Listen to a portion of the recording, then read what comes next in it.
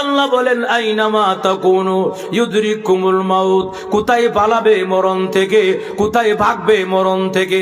এরপর অংশে আল্লাহ নিজেই ব্যাখ্যা দিয়া বলেন ওয়ালাউ কুনতুম ফি বুরুজিম মুশাইয়াদা, যদিও তোমাকে লোহার নির্মিত দুর্গে রাখা হয়, লোহার নির্মিত কামরার মধ্যে রাখা হয়, এমন একটা রুম বানাইছে যে রুমের মধ্যে লোহা দিয়া রুম বানাইছে, লোহার তৈরি রুম, যে রুমের মধ্যে দরজাও নাই, জানালাও নাই, ছিদ্রও নাই, বাতাস ঢোকার কোনো ক্ষমতা নাই, এমন একটা রুমের ভিতরে আটকায়া রাখলেও সেখান থেকেও আজরাইল আনার ক্ষমতা আসেনি।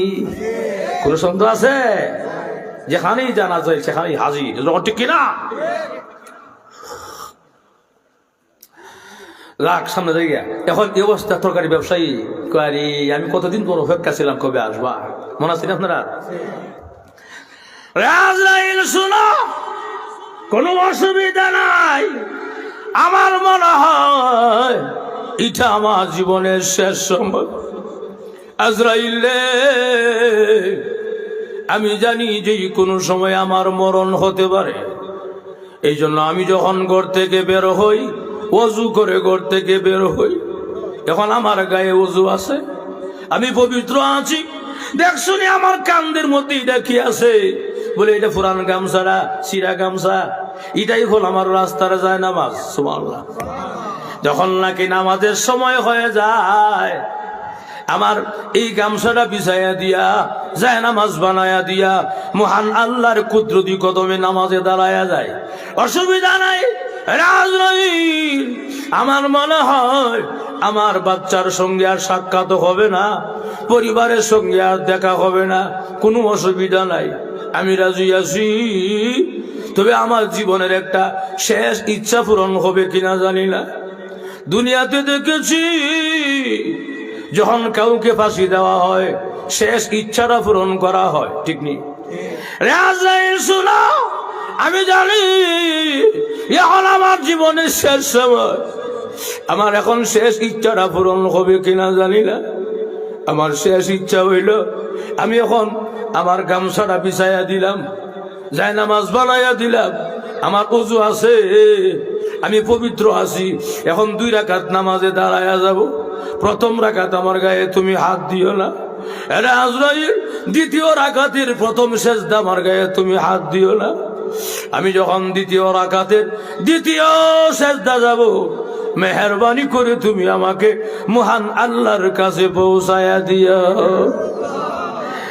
সাহায্য এলাকার মানুষ, আমি যে কথাটা বুঝাইতে চাই, ইমান আমল যদি ভালো হয় আল্লাহর কাছে তার দাম আছে। ইমান আমল যদি ভালো হয়, লোকটা যদিও কালো, ইমান আমল ভালো, লোকটা যদিও কালো, আল্লাহর কাছে অনেক ভালো। ঠিক না ভাইরা আমার? এই জন্য ইমান আমলকে দুরুস্ত করতে হবে। আমরা বিলালের কথা কে না জানি, আমি বিলালের ঘটনা বলতে যাব না, শুধু টাচ দিয়ে গেলাম গা। বিলালের নাকটাও মোটা ছিল, আবার কালা চেহারা, বেডকা চেহারা। কালা হলে কিন্তু অনেকের চেহারা গঠন সুন্দর থাকে, বিলালের গঠনও সুন্দর নাই, এমন কোনো কোয়ালিটি নাই। মক্কার লোকেরা কয় কালা কাউয়া, কালা কাউয়া, কালা কাউয়া বলে আখ্যায়িত করে, আবার গালিও দেয়, গোলামের ঘরের গোলাম, তোর বাপও গোলাম, তুইও গোলাম। কিন্তু আল্লাহর রাসূল বলেন এই কালো বিলাল এত সম্মান। আমি যখন মেরাজের রজনীতে জান্নাত দেখতেছিলাম রে, জান্নাতের ভিতরে গিয়েও বিলালের পায়ের খরমের আওয়াজ শুনতে পেয়েছি। এত বিলালের দাম। মুয়াজ্জিনি থেকে বাদ দেওয়া হয়েছে, যে কোনো কারণে বিলালকে মুয়াজ্জিনি থেকে বরখাস্ত করা হয়েছে। কোন কারণে? কারণটা বললে আরো দেরি হয়ে যাবে, আমি সামনে যাই। এখন এই অবস্থা নতুন মুয়াজ্জিন রাখছেন, আল্লাহ সুন্দর কণ্ঠের মুয়াজ্জিন, আজান দিয়েছে খুব সুন্দর, মুসল্লি আগের তুলনা 3 গুণ বাইরে গেছে, খালি হাসি আর হাসি, আনন্দের জোয়ার। আজকে আজানটা হয়েছে সেই রকম, কিন্তু মজার বিষয় হইল সবাই সুন্নত পড়া 2 রাকাত বসা ফজর নামাজের অপেক্ষায় জামাতের। না রাত তো আর ফর্সা হয় না। সুবহানাল্লাহ, জোরে কোনা রে। রাত কিও না সাহাবায়ে কাম কিতারি অত্যন্তের বলছে রাতে বসাও না, কোমর ভেতর উঠেছে গায়ে বইতে বইতে। রসুল নিজে ঢুকছে মসজিদের ভিতরে, ঢুকে সাহাবীরা খেতে হয়েছে আজকে রাত দেব না। সুবহানাল্লাহ কোনা। একটু পরে রসুল শুনে জিবরাইল আসার গুনগুন আমার শোনা যায়। সুবহানাল্লাহ। ইয়া রাসূলুল্লাহ, ইয়া হাবিবাল্লাহ, আল্লাহর নবী গো, আল্লাহ আপনাকে সালাম দিয়েছেন আর বলেছেন প্রতিদিন ফজরের আজান আরশ পর্যন্ত গিয়া পৌঁছে। আজকে কেন গো ফজরের আজান আরশে গিয়া পৌঁছে নাই? সুবহানাল্লাহ। আল্লাহর নবী চেহারা মুবারক, চোখ মুবারক বড় কইরা বলেন, এ জিবরাইল, সুন্দর কণ্ঠের মুয়াজ্জিন আজান দিয়েছে, মুসল্লিও বেশি হয়েছে, কিন্তু আজান পৌঁছে না কেন? এমনি জিবরাইল বলেন, আগা নবীজি, মুসল্লি বেশি হতে পারে, সবার মুখে আনন্দের ঢেউ থাকতে পারে, কিন্তু নবী গো ভালো করে শুনেন, আপনার কালো বিলালে যতক্ষণ আজান না দিবে গো, এতক্ষণ পর্যন্ত রাত্র বর্ষা হবে না। সুবহানাল্লাহ। জোরে খান। আল্লাহ নবী বলেন, সাহাবীরা, এই মুহূর্তে জিবরাইল আসছিল। জিবরাইল এসে নিউজ দিয়া গেল, বলে কি হুজুর, খবর বেশি ভালো না, যদি রাত ফর্সা করতে হয়, রাতের দিনের আলো দেখতে হয়, বিলালে তাড়াতাড়ি ডাকো। সুবহানাল্লাহ। বিলালে যতক্ষণ পর্যন্ত আজান না দিবে এতক্ষণ পর্যন্ত রাত্র বর্ষা হবে না। ভাইয়ারা আমার, সাহাবাই কেরাম কই, ইয়া রাসূলুল্লাহ, সরি, আফওয়ান, মাফ করে দেন গো নবীজি, তাড়াতাড়ি বিলালকে আজানটা দেওয়ায়া দেন। আল্লাহ নবী বিলালকে ডাকলে, বিলাল আয়, আমার বুকে আয় রে বিলাল, আয়। এত সম্মান কেমনে কামাইলি রে বিলাল, তুই আজান না দিলে আরশে আযমে আজান পৌঁছে না। আল্লাহু আকবার। এ বিলাল, এত সম্মান, আয় দে, তাড়াতাড়ি আজানটা দিয়ে দে। আল্লাহ নবীর পারমিশন পাইয়া বিলাল যখন মিনারের সামনে গিয়ে আজান দেয়, আজান দেওয়ার শেষ পর্যায়ে আসসালাতু খায়রুম মিনান নাওম যখন বলে, একবার বলেছেন, দ্বিতীয়বার এই শব্দটা বলার আগে আগে সাহাবায়ে কেরাম তাকায়া দেখে রাতের গুটগুটি অন্ধকার দূর হয়ে আলোকিত হয়ে গেছে। ইমান আমলের দাম, কথা কথা। বিলালের কি সুন্দর আছিল, ধন সম্পদ আছিল, কিচ্ছু নাই, গোলামের ঘরের গোলাম, বাপও গোলাম, হ্যাঁ নিজেও গোলাম, কথা বলা। কিন্তু আপনারা চিন্তা করেন বিলালের দাম কি পরিমাণ, ঠিক কিনা? তাহলে ইমান আমল ভালো করতে হবে। ইমান আমল ভালো খেতে নামাজ না পড়লে, না নামাজ পড়লে, নামাজ চলি ইমান আমল ভালো হয়, নামাজ না পড়লে তো ইমান আমল ভালো হইতো না। আমরা সমাজে একদল আছে, নামাজ না পড়লে ইমান ঠিক আছে, কথা বলা আছে না নাই? বাটফার, বাটফার, নামাজ না পড়লে ইমান ঠিক থাকে কেমনে? ঠিক কিনা? নামাজ পড়া না ভিন্ন কথা, এটা তার ব্যাপার, কিন্তু আপনাদের স্লোগান মারে, উল্টা বক্তব্য দেয়, ইমান ঠিক আছে কয়, কথা বলা। হাসি কথা বলেছে কমু। এই যে আপনারা সাহিত্যা মসজিদের ইমাম সাহেব বাম পাশে বসা আছেন, খতিব সাহেব, মাশাআল্লাহ সুন্দর নামাজ পড়াইছেন, খুব ভালো লাগছে।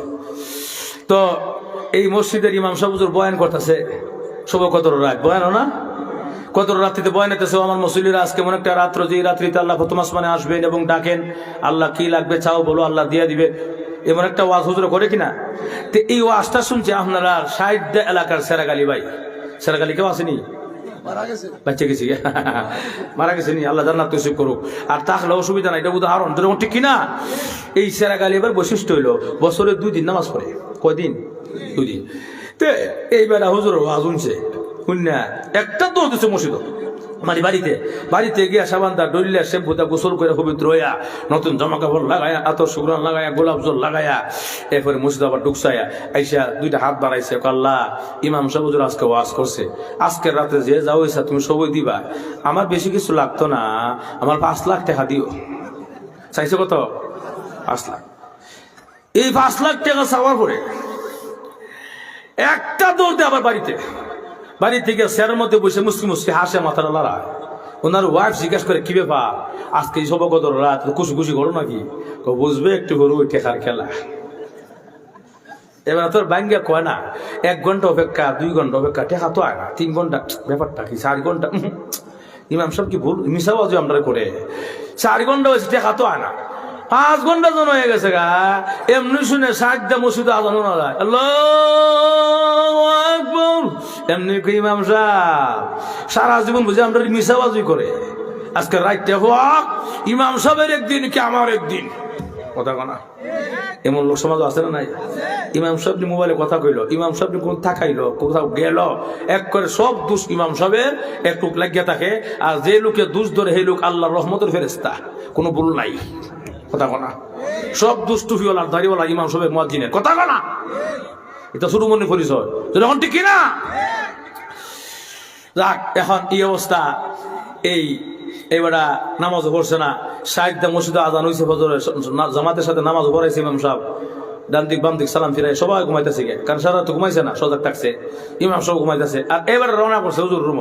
ইমাম সাহেব দরজাটা খুলেন, খুলে দেখে আর এদিকে সাইডটা ছেড়ে গালি ভাই কিন্তু অত রাখিতে সকাল সকাল হুজুর আপনি যে রাত্রে ওয়াজ করছিলেন, আপনার ওয়াজ সত্য নি? কই না নিলে আমার ওয়াজ সত্য, আমি কোন হাদিস থেকে ওয়াজ করছি? আপনারা কইছেন যে রাতে আল্লাহ কাছে যে যা হইছে আল্লাহ সবই দেয়। বলো হ, আল্লাহ দূর সবই দিয়ে লাই। আমি যে রাত্রে চাইলাম 5 লাখ টাকা আমার টিয়াকু, কথা বুঝেন নাই? আমি যে রাতে চাইলাম 5 লাখ টাকা আমার টিয়াকু, আপনার কোন আল্লাহ সব দিয়ে লা আমার টিয়াকু, ঠিক কিনা? ইমাম সব সভ্য না, এবারে গেছে মারে হতো জগত, মানে মরবার জগত। হ্যাঁ, ঠিক কিনা? নামাজ নাই, বছরে 2 দিন নামাজ পড়ে, এবারে 5 লাখ টাকা পাইলি তো কত সোজা। ও এর লেগে ইমাম সব বুদ্ধি খাটে জব দালাইছে। জবটা কি সেরাগালি ভাই চাইছিলেন কত? 5 লাখ। এর লেগে দেখছিও একজন ফেরেশতা একটা ব্যাগের মধ্যে 5 লাখ টাকা লইয়া সারা রাত মসজিদে করাইছে, আপনার মসজিদে খুঁজি হয় না। ঠিক কিনা? এমন সুন্দর জব দিয়েছে ইমাম সাহেব, ডাইরেক্ট একবার ঠাড়া করছে, সর্বনাশ বিনাশ। আমি তো নিজে মসজিদ নাই, কথা বনা তো টেহাটি ভুলিয়ে আসছিল ফেরেশতা, আমি তো নাই, কথা বনা দুষ দৌজরে না, দুষ দে আমারও, কথা বনা। আর খালি ইস বিনাশ করলিস, 5 লাখ টাকা চাইছিলাম, ঠিক হই, কিন্তু আমি বাদ দিয়ে বলিস থাকতাম, মসজিদও বাদ দিয়ে বলিস, ব্যক্তি লোক মানুষ কেউ করে, ঠিক কিনা? আর জ্বালা উঠছে 5 লাখ টাকা জ্বালা, বোঝেন না আপনারা? ইমাম সাহেবকে জ্বালা একটু বাড়াই দিতে গিয়ে ইমাম সাহেবকে শুনেন, সারা রাত মসজিদে আইসেন না, অসুবিধা হইতেই পারে, সমস্যা থাকতেই পারে। আপনি তো ফজর নামাজ যখন আইবেন, আপনি ফজর নামাজ যখন আসেন নাই, আমি যখন ডান দিক বাম দিক সালাম ফিরেছি ফজর নামাজের, এমনি দিকে ফেরাস্তা সবার চেহারা দিকে চায়। 60 এলাকার সমস্ত মুসল্লি ফজর নামাজও মসজিদে আইসে, কিন্তু ফেরাস্তা সেরা গালি বা সেরা খুঁজতে পান না। ফেরাস্তার উদ্দেশ্য আসছিল নামাজ হইলো টেকা দিয়ে যেত গা, আমরা নামাজ আইসেন না, সারা রায় তো আপনি আইসেন না, টেকা লিয়া কত ঘুরাইতো, টেকা লুয়ে গেছে গা, কথা বলা। এখন ইস 5 লাখ টাকা আমি হারাইলাম, আমার দোষে, হুজুরের কোন দোষ নাই, কথা বলা। আর হুজুর আল্লাহ যদি কেউ হেদায়েত দেয় সময় লাগে, কথা কোন সময় লাগে? আল্লাহ যদি কেউ হেদায়েত দেয় কি বলেন সময় লাগে? কোনো সময় লাগে না। আল্লাহ হেদায়েত দিলে যদি ঠিক কিনা? ভুল করেছি, অন্যায় করেছি, অপরাধ করেছি, বেয়াদবি করেছি, মাফ করে দেন, আজীবন এমন ভুল হবে না। আজকে থেকে আপনারা হাত ধরে ওয়াদা করলাম গো, মৃত্যুর আগ পর্যন্ত আর কোনোদিন 5 ওয়াক্তের নামাজ মসজিদে জামাতের সঙ্গে ছেড়ে দিব না। সুবহানাল্লাহ, জোরে বলা। এই জন্য ইমান আমলকে দুরুস্ত করতে হবে, ইমান আমলকে ঠিক করতে হবে। ইমান আমল যদি ঠিক হয়ে যায়, মরণের কষ্ট